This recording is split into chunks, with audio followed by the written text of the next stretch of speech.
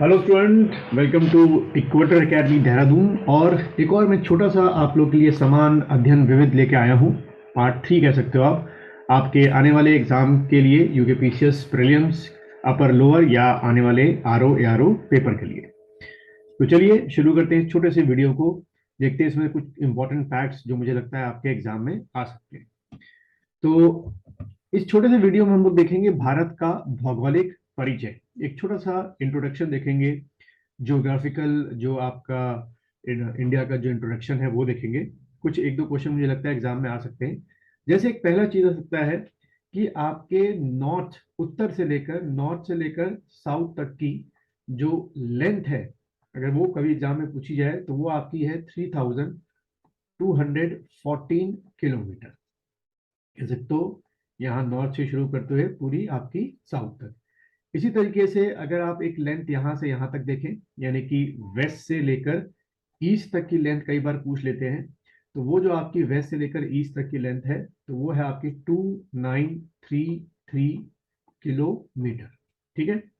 और अगर आपसे पूछा जाए कि इंडिया का टोटल जो एरिया है, ठीक है, टोटल एरिया कितना है, तो आप क्या टिक करेंगे? 3287 और 263 स्क्वायर किलोमीटर, यानी कि अप्रोक्स 32,87,263 स्क्वायर किलोमीटर।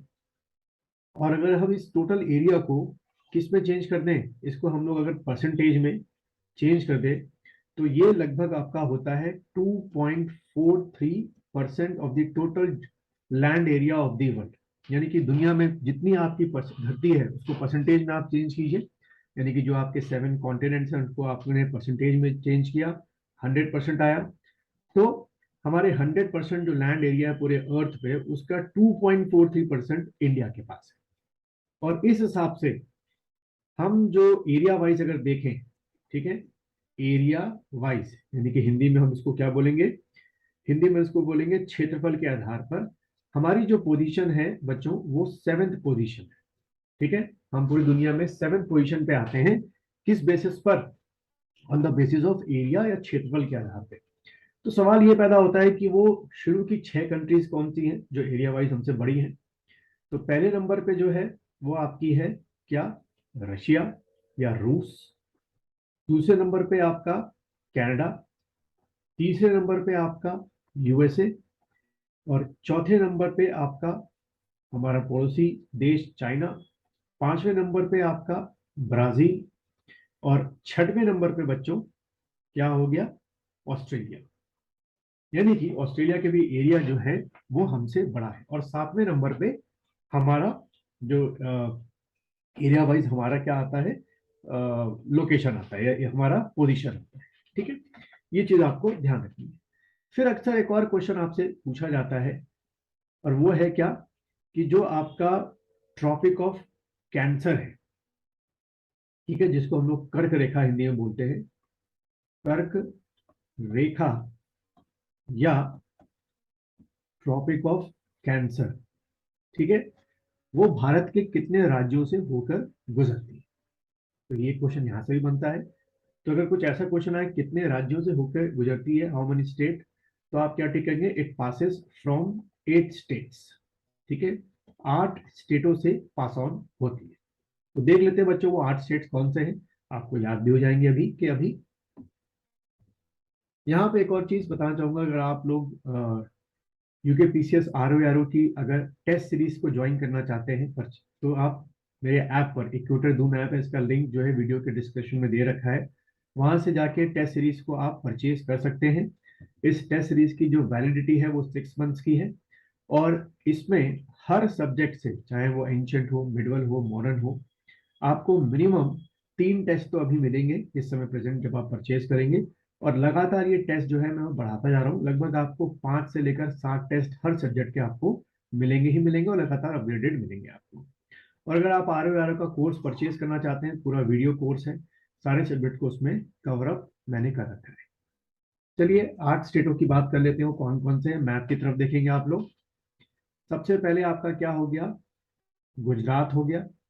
उसके बाद आपका राजस्थान हो गया। तो पहला स्टेट गुजरात, दूसरा आपका राजस्थान, फिर तीसरा जो आपका स्टेट है वो आपका एमपी हो गया। एमपी से कौन सा नया राज्य अलग होके बना है, तो चौथा आपका छत्तीसगढ़ हो गया। फिर बिहार से कौन सा स्टेट अलग अलग होके बना है, झारखंड आपका हो गया। तो देखो दो जो है आपके क्या हो गए, नए स्टेट हो गए। उसके बाद आपका छठवां स्टेट कौन सा हो गया, वेस्ट बंगाल हो गया।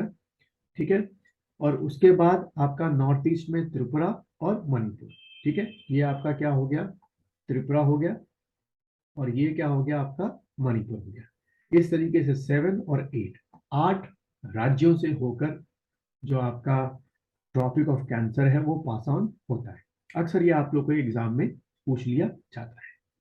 यहीं से एक और चीज लाइन पूछी आपसे जाती है जिसको हम लोग कहते हैं आईएसटी। हम लोग वहीं से अपना टाइम जो है मैच आउट करते हैं, इंडिया का टाइम।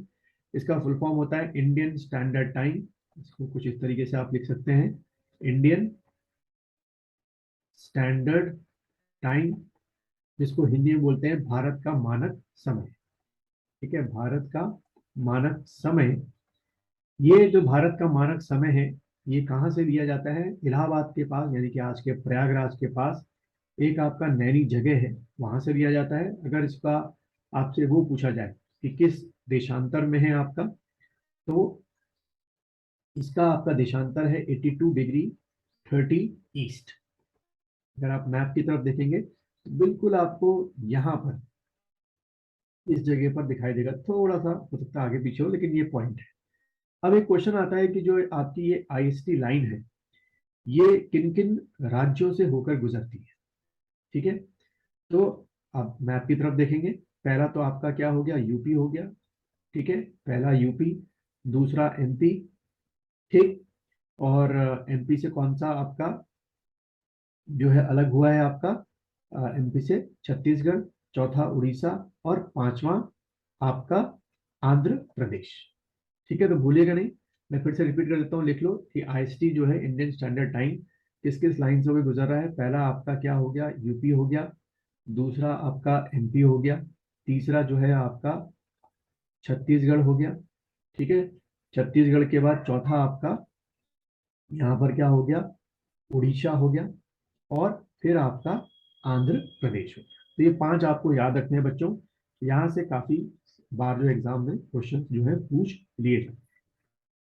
फिर यहीं से एक और चीज आपके एग्जाम में बच्चों पूछी जा सकती है कि जीएमटी से हम लोग कितने घंटे आगे हैं, क्योंकि हम लोग वहां से क्या जीएमटी से प्लस में हम लोग आगे हैं। तो आप पता ही होगा मेरे ख्याल से काफी स्टूडेंट को 5.30 यानी कि 5.5 घंटे जो है, जो इंटरनेशनल जीएमटी है उससे हम लोग आगे हैं। ठीक है, ये भी ध्यान रखना, जब आप राइट की तरफ जाएंगे तो टाइम प्लस में होगा, और जब आप लेफ्ट की तरफ यानी कि इधर की वेस्ट की तरफ जाएंगे तो टाइम माइनस होगा। इसको भी मैंने बहुत डिटेल में अपने लेक्चर्स में कवर अप कर रखा है, आप वहां से जाके देख सकते हैं। फिर अगर हम बात करें कि हमारा भारत जो है सबसे लंबी बाउंड्री किन के साथ क्रिएट करता है, तो ध्यान रखना सबसे लंबी बाउंड्री इंडिया जो है वो नंबर 1 पे बांग्लादेश आएगा। इंडिया बांग्लादेश की बाउंड्री सबसे लंबी बाउंड्री है, और ये बाउंड्री की अगर मैं लेंथ आपको बताऊं तो लगभग है 4096 किलोमीटर, यानी कि 4096 किलोमीटर।